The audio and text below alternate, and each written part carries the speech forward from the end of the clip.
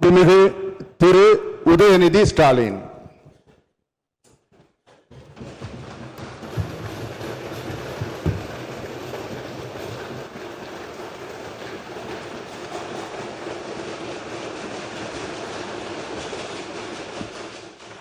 சட்டமன்ற பேரவையின் உறுப்பினராக தேர்ந்தெடுக்கப்பட்ட உதயநிதி ஸ்டாலின் எனும் நான் சட்ட முறைப்படி நிறுவப்பெற்றுள்ள இந்திய அரசமைப்பு சட்டத்தில் உண்மையான நம்பிக்கையும் பற்றுறுதியும் கொண்டிருப்பேன் என்றும் இந்திய நாட்டின் இறையாண்மையையும் ஒருமைப்பாட்டையும் நிலைநிறுத்துவேன் என்றும் நான் மேற்கொள்ள இருக்கும் கடமையை நேர்மையுடன் நிறைவேற்றுவேன் என்றும் உளமாற உறுதி கூறுகிறேன்.